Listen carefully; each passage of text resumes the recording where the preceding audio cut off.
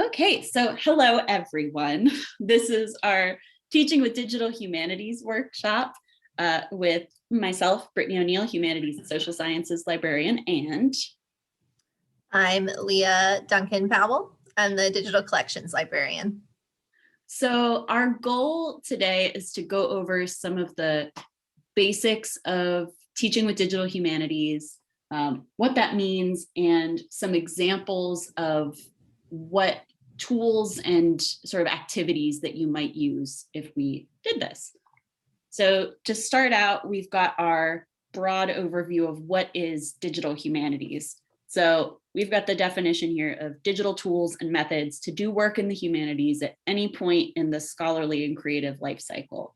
So that's using digital methods to gather and analyze data. That could be data visualization, it could be content or text analysis, anything that uses a digital tool at some point in the process. And it tends to be interdisciplinary, and it's a sort of move away from traditional methods of humanistic work and working away from the printed word, maybe using the printed word, but moving into a way that uses digital tools to approach humanistic inquiry. And this tends to go really well because of the critical thinking skills that are applied when you have to use these digital tools, that it plays in really well. So how can it be used in teaching? In addition to scaffolding students' engagement with the text you're teaching, from a data literacy standpoint, using digital tools to build and interpret meaningful data, in this case, I think we're talking mostly about textual data, requires students to make their own responsible decisions about how they're using their own data, and to have some hands-on insight into the fact that data is never raw, it's always manipulated, it's always interpreted. There's always decisions made about which data to select and use. I also find that working with text as data often requires students to deconstruct and defamiliarize the texts that they're working with. And sometimes that process of defamiliarization and deconstruction of looking at the text in a new way leads students to read the text more closely, to have new insights about it. So digital text analysis tools, a principle for me is that they almost always work best alongside traditional methods of reading. They support those methods rather than replace them. You might use digital tools to sort of distance read or analyze a corpus of texts that is too big for you as a human with a limited amount of time and resources to read. But even so, you would want to be reading sort of samples of that corpus to have a sense of what's going on in it beyond what a machine could tell you.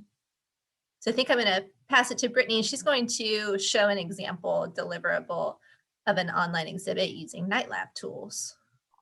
Yes, I am. So I'm going to be going over a project that myself and Marty Miller, our art librarian, put together on the Battle of Baton Rouge. It's sort of a digital exhibit that was created for the Gulf South History and Humanities Conference a few years ago, to show what a product might look like if you applied DH tools to teaching. So I'm going to pop out of my screen share here, if it'll let me. There we go. So to show you a little bit of what it looks like, we created this in LibGuides, but this could be created in a million different sort of web publishing formats, WordPress, something like that. And this project includes resources from multiple different places. So the idea being that oftentimes a normal sort of traditional research output for students would include lots of different kinds of resources from lots of different kinds of places, and providing some context for that. So we have images from books in our collection.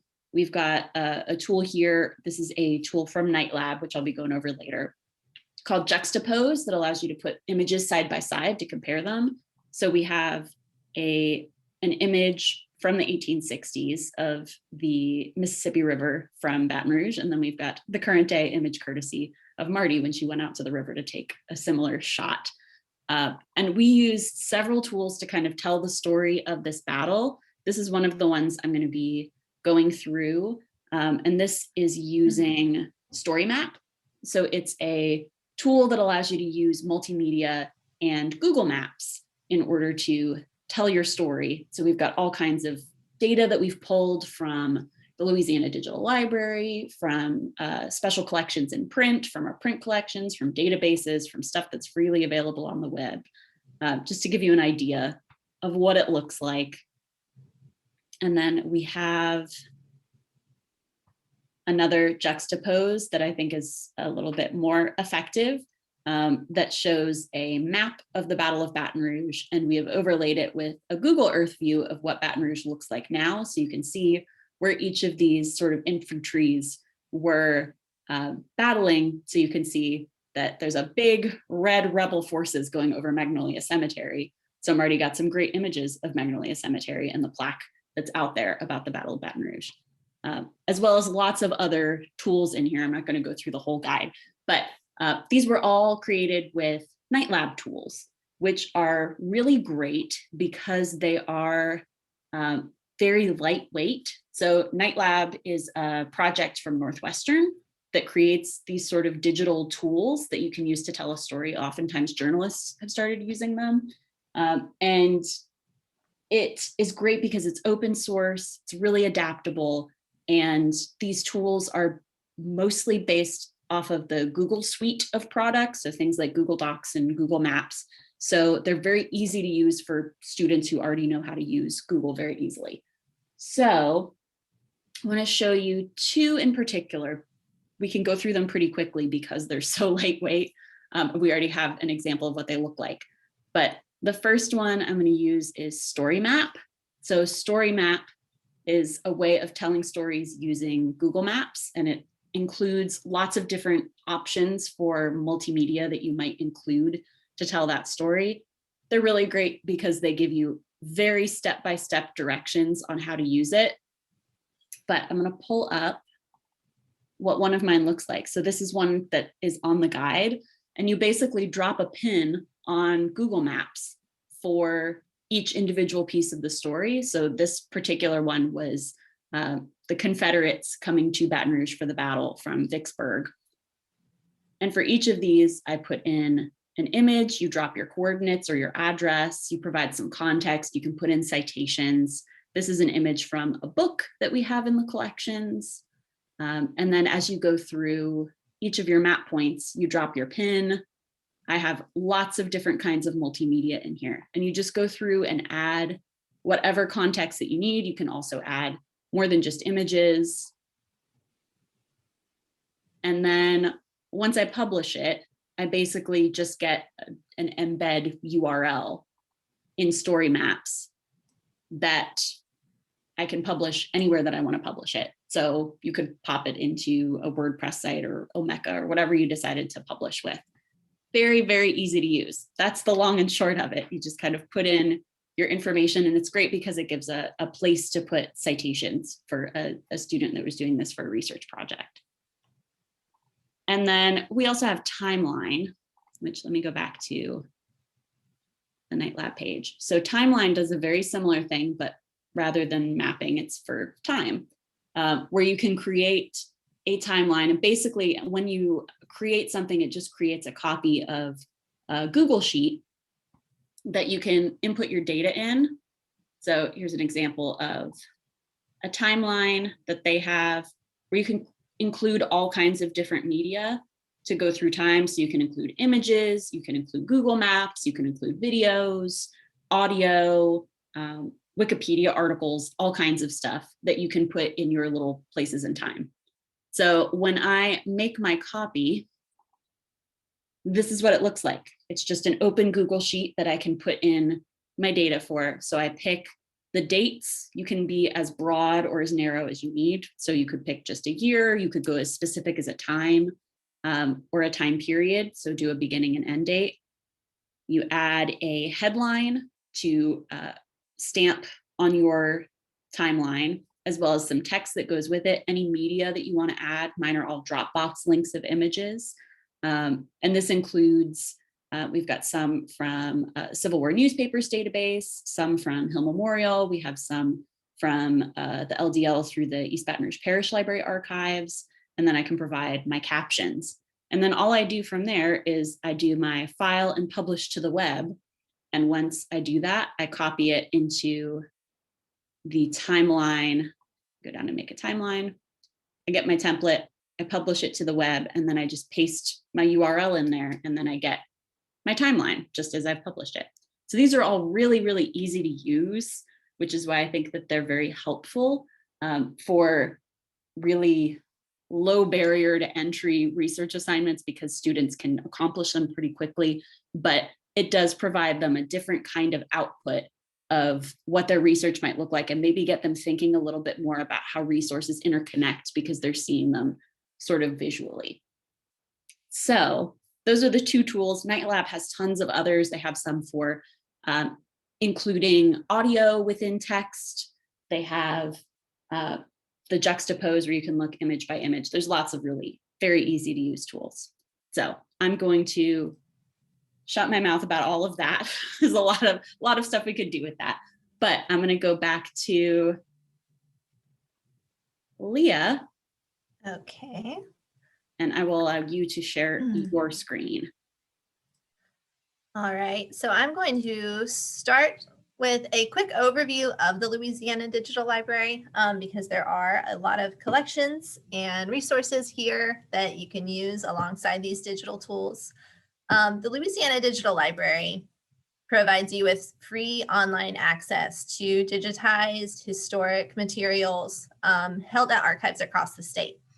So we've got between 25 and 30 contributing institutions in Louisiana at this point.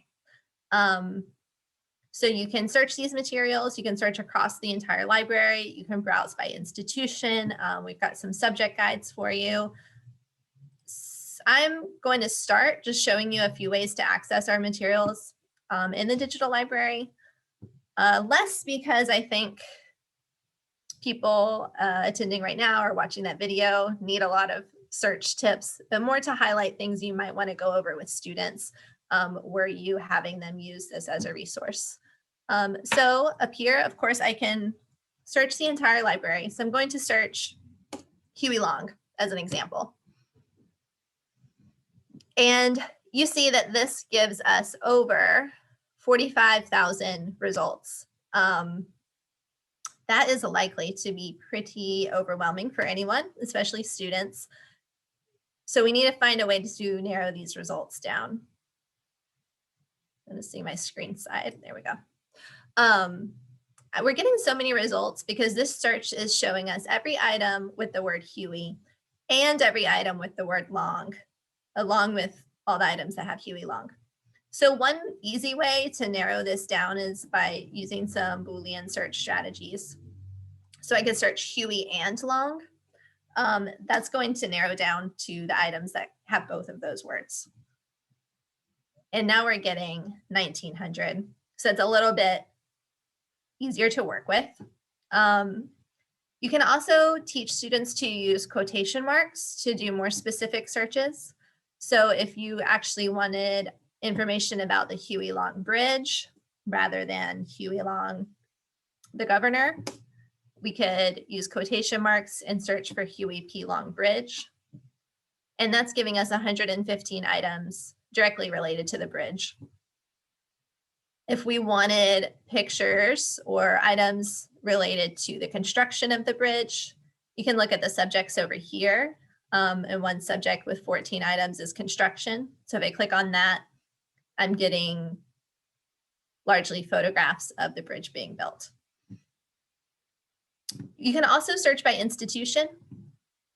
So this is especially useful if you just want to browse. So if I go back to the home page and scroll down, we have this gallery of our contributing institutions.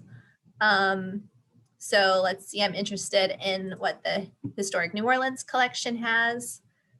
These are all the collections contributed by the Historic New Orleans Museum. let's see, maybe I could either search across all of these collections here, or I could go a step deeper, look at the decorative arts of the Gulf South. I could search specifically within this collection. Maybe I want to see lamps of the Gulf South. I could search for that.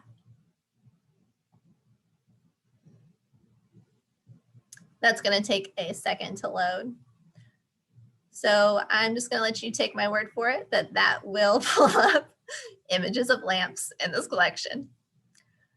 The last sort of search tool I want to show you, here's our lamps, is if you go to the About page for the LDL, we have some resources. And one resource we have are these subject guides. So these guides were curated by professionals at institutions across the state. They are guides to research topics that are popular among LDL users and topics that are just highly represented in the LDL. So you see we've got Huey Long, Mardi Gras, the Mississippi River, and these guides, so here's the guide to the environment. Some of them will have search results already narrowed down for you, so it'll lead you to a search result page. It might lead you to a specific relevant collection. It might lead you to a particularly relevant item. So this is a variety of types of sources. They are not exhaustive, but they are sort of highlights of these particular topics. So this is a place you could direct students to for getting started. So that's the overview of the LDL. So now I'm going to transition into a way that you might lead students through using these collections as data, specifically in this case, textual data. And more specifically, I'm going to show you how you could guide students to use our Daily Reveille collection, which holds digitized issues of LSU's student newspaper from 1959 to 1975. I have worked with some specifically English 2000 classes that I know a lot of instructors lead their students to research topics that are relevant to LSU specifically, maybe problems at LSU, issues at LSU. And the Daily Reveille collection can be particularly helpful in helping students sort of historicize those LSU specific topics, whether it's parking at LSU or student fees at LSU. You can see how these topics were being written about by students in the mid-century, just to provide that sort of timeline. Before I get right into the Daily Reveille, however, this is a big collection. I mean, there's hundreds of issues. I am going to show you a way to help students manage these digital sources, because it can just be really overwhelming when you're clicking through websites, you're not keeping track of them, you don't have a physical item on your desk. So I recommend introducing students to Zotero before you even get them diving into digital collections very deeply. I'm sure a lot of you are familiar with Zotero. It's a citation management tool. It allows you to create your own collections, and a collection is just like a folder. And then you can add items to this collection by hand. It'll ask you what type of item you're adding. So let's say we're adding a newspaper article.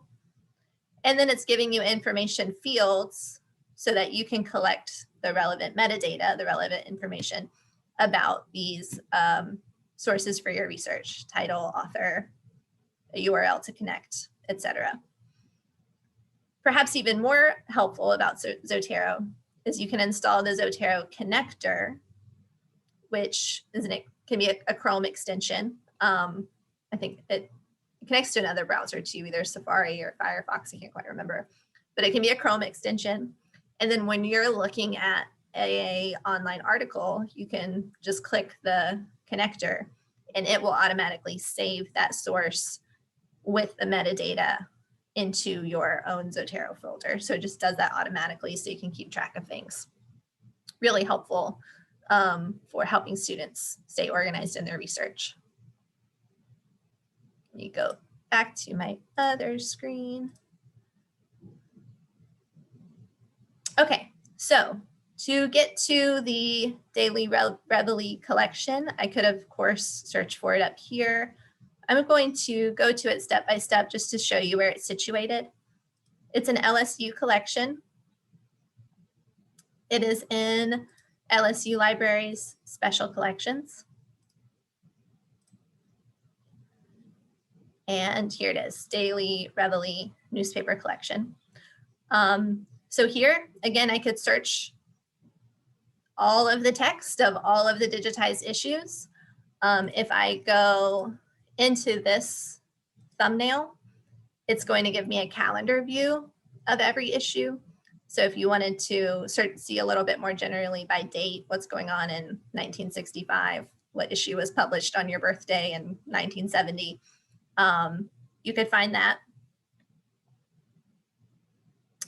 That's taking a second to load, so I'll let that do its thing. And I'm going to go back over here because I'm actually just going to search the entire collection. And I'm going to search library. So this is going to give me a sense of what have students been writing about the library from 1959 to 1975. So these search results are showing me every page of the digitized issues that mention the word library.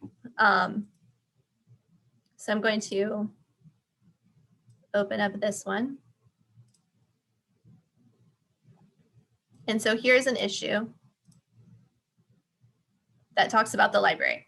I can go to this details tab and it's showing me what volume am I looking at, what issue am I looking at, what is the date published of this issue. So that's just a quick overview of where we actually are.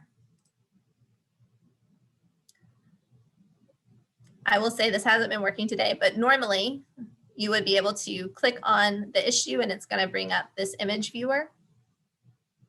And on any other day, a really cool feature of this image viewer is that it will flag. So in the way that there's this little marker for page 1, it would have a little marker on every page across this slider that mentions the word library already marked for you. And then you would be able to go to that page and the word library will be highlighted. So you don't have to read the whole issue to find out what was the relevant information. And then when you are at that article that talks about the library, you can click on view text only. And this is bringing up the plain text of that page. This plain text was generated by a machine, generated by software. These were not hand transcribed. So there's going to be a little bit of funkiness. The software that will read it will see maybe an image or a border or just a mark on the original, and it might interpret it as some funny characters and dashes. But for our sake, doing text analysis, this really doesn't matter because what we need for text analysis is really just a bag of words that we can make meaning out of. We're not reading it in a linear fashion, so the formatting or sort of meaningless characters, for the most part, don't matter.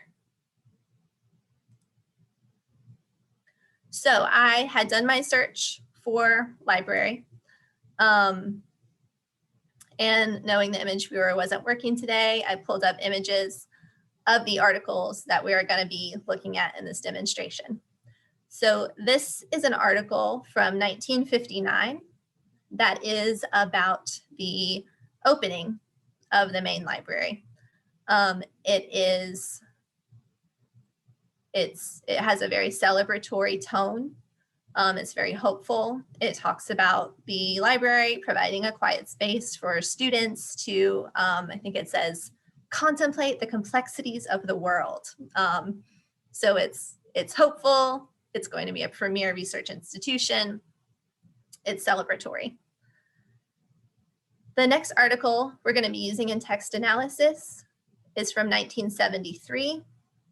This is Funding Problems, the Library, Endangered Species. So clearly you can tell from the headline, the tone here is different. This is about funding problems. It's about, unfortunately, recent trends in funding indicate that the library may lose its luster.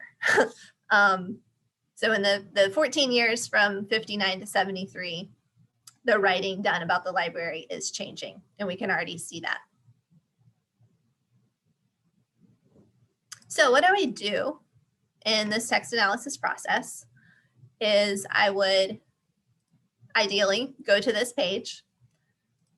I would go to view text only, and I would copy and paste this text into a plain text processor. I would not recommend using something like Word or Google Docs because that adds a lot of formatting that we don't need for text analysis. I would instead use either Notepad if you are on a PC, or Text Edit if you're using a Mac. I'll go ahead and change my screen too. So I would paste the text into an editor. This is not the relevant text. This is just an example, but we can see just skimming through, if we were going to do some basic data cleaning, I'm skimming through to see if there's sort of repeated additions to our textual data here that might prevent a machine from understanding what these words are. And one thing I see is this dash and space. This occurs frequently throughout these articles because it's, you know why, it's the end of a line. But this is going to prevent a program from understanding that this word is saying, and it's going to make it think that there's one word say and one word ing. So a really simple cleanup we can do with this data, and I would recommend doing this with students so that students understand that, data is manipulated, data is cleaned, it doesn't just fall in your lap ready to use, is I can do a quick replace of this dash and space and replace it with nothing, replace all, and that has cleaned up that problem. And that's the main problem I see here that's going to prevent us from seeing anything meaningful about this. So I would do that cleaning process. Now I'm going to close that window. I'm going to share my screen again.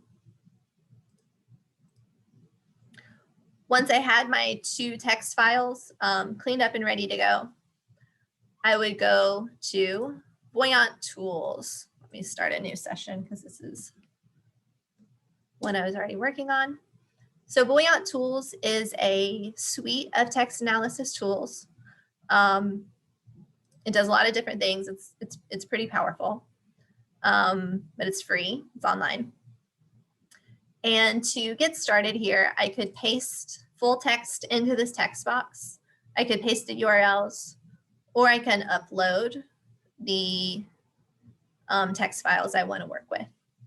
So I already have my text files ready to go, and I can upload both of them at the same time. So I've got my article about the opening of the library, the celebratory 1959 article, and I have my 1973 article about the funding problems. Now, all of these panels are giving us different types of visualizations. This can be a little overwhelming to first look at. These are all doing slightly different things. There's lots of documentation you could read about these various tools. These panels are resizable. So I'm going to direct your attention to this lower left, which is a summary of the two documents we've uploaded. So we've got some different information. We've got the length of each document. We've got the vocabulary density. We've got average words per sentence. I'm not surprised that the sentence length and vocabulary density in this case is quite similar in that they're both student newspaper articles. You'd expect the style to remain similar. We have most frequent words across the corpus. So it's not surprising that the most frequent words in these two articles are library, university, and books. But what I really want to look at is this distinctive words. So distinctive words is it's a quantitative statistic. It's using a certain formula that's showing you the words that are the most unique to the 1959 article, meaning the words that occur relatively often in the 1959 article, but infrequently in the 73 article. So it's a ratio and it's balancing those out. The distinctive words for the 73 article is going to show you words that are occurring a lot in the 73 article, but not a lot in the other. So it's for two articles about the same topic, about the library. It's going to highlight the different perspectives in those two articles. Right now, this is only showing us 5 words, but I can go to this little item slider right here. And I'm going to move it up to 40, so we just get a little bit more information. So we can see in the 1959 library opening, we have words like dedication, education, honorary, centennial, attractive, leadership, introduced, inspire, important. So you're seeing here this sort of celebratory, hopeful tone. We see in the 1973 article words like problems, funding, financial, budget, sufficient, south, research, problem, unfortunately, trends. So again, you're seeing this tone that is about financial problems. So this can be used, your students can use this in their arguments as textual data. If they were historicizing, a research paper about library funding to show, in 14 short years, sort of how perspective has changed on the library from 59 to 73. And you could connect that to whatever your current argument is or the current research you're doing is. So that provides that, this problem or this topic isn't brand new, in 2021, students have been thinking about it. And that can be a part of an argument. I'll show you really quickly one other tool that it does the same thing, and it just has a different layout. It's a little bit, this tool is more designed to be student friendly. It's accessible to even high schoolers and middle schoolers, but it provides less information than Buoyant, but it's a little easier to look at. So this is same diff. With same diff, you can also upload your files. It only lets you upload 2, whereas with Buoyant, you could upload as many as you want. So I'm going to upload these same articles and hit compare. And this is in the middle is again the words frequently used in both articles. So library, university, state, LSU. And then on the left, we've got words. It says words that are only in the 1959 article. That's not quite true. It's just words that are used a lot more in the 1959 article than the 73 article. And this is the exact same algorithm that Buoyant calls distinctive words. So we're getting the same list of words. It just is aesthetically different. If this felt a little bit more approachable to you in teaching, or you just wanted to sort of focus on this one tool. And then over here, we've got the 73 article. It's the same list of words. So that's Buoyant. That is databasic.io. We have a lot of collections on the LDL that provide textual data that you could use. We also have collections that provide geographic data, collections that provide various quantitative data that are accessible. I think at this point, I'm going to pass it back to Brittany. She's going to talk about some of the ways we can support you. Perfect. Yeah, so I am going to share my screen. So let me jump ahead here. So we are going to talk a little bit about how you can learn more and get some support. So we have a Teaching with DH guide that Leah and I put together because we only went through 4 tools, but there are frankly like thousands more that you could probably use. So I'm going to pull up. Let's see if it'll let me pull it. Let's try this again. See if I can pull up the screen. Perfect. There we go. So this is our guide. The very easy, friendly URL is it's guides.lib.lsu.edu/DH. But this is a research guide that we put together that gives you some opportunities to learn more and get support if you need it. So on the homepage, it has a little bit more about DH as well as some books from our collections and journals from our collections that you can sort of learn more about, and maybe some more niche areas of digital humanities. So we have some specifically on data feminism. I'm very excited to read that book that I just bought, as well as like algorithms of oppression, programming in DH, and past play, which is about DH and history. So there's a lot of really good further reading on there if you want to dig your teeth into it. We also have some other example projects.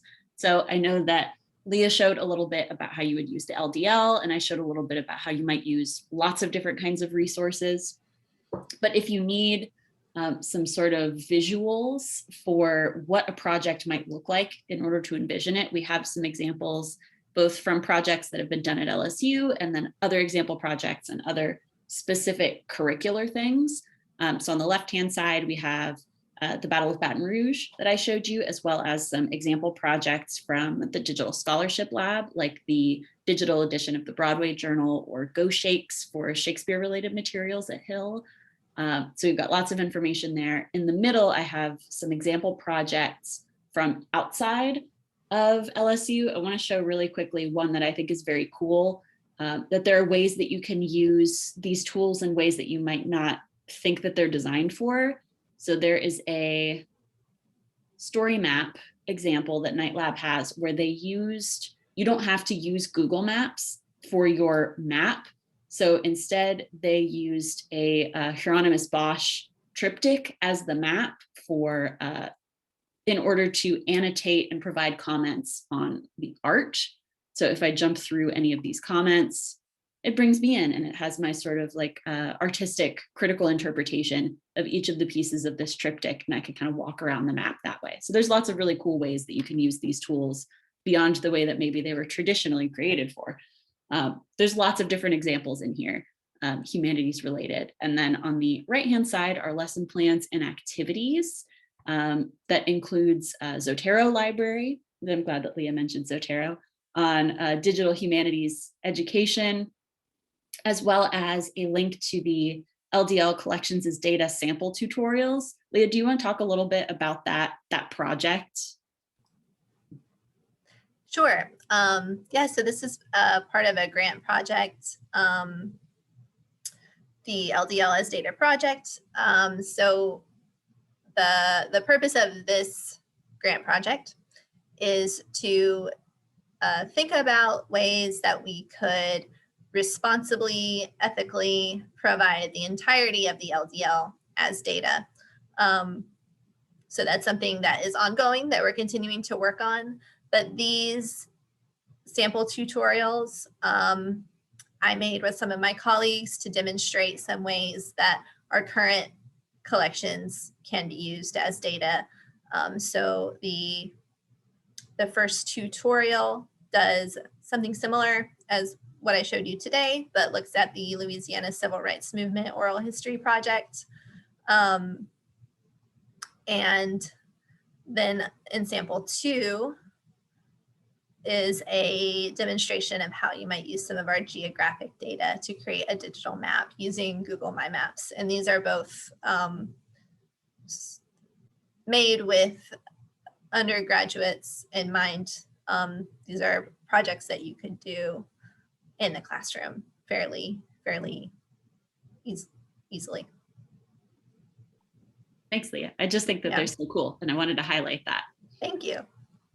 In addition to all of those sort of like example ideas of what an outcome might be, what a deliverable might look like, we also have a tab for tools organized by sort of their purpose. So it includes the ones that we covered, as well as lots of others, whether you want to have students get used to web publishing using things like WordPress or Omeka or GitHub, if you want for them to historicize, use some kind of timeline or map, or create data visualization, if you want them to get practice data wrangling, if you really want to focus on textual analysis.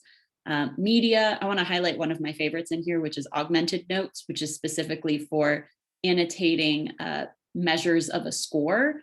So really great stuff for all kinds of things. But that's just a handful of some of the tools that are out there. But if you have questions about how you might use this, or if you need support kind of holding your students' hands through the process, we're happy to help. So our contact information is both on the front page here. So you can get whatever help that you need in order to, whether it's you want some ideas to bounce off, is this possible? What can I do with some of these tools? Or if you need some more specialized training for it, let us know and we're happy to help. Leah, do you have something to add? I do not. It looks like I need to update my contact information on the website, but my email is lpowe17@lsu.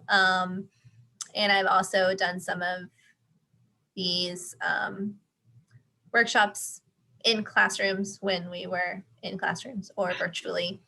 So you can reach out for direct instructional support as well. Well, cool. I'm going to say thank you to everybody, and I'm going to stop the share and stop the recording.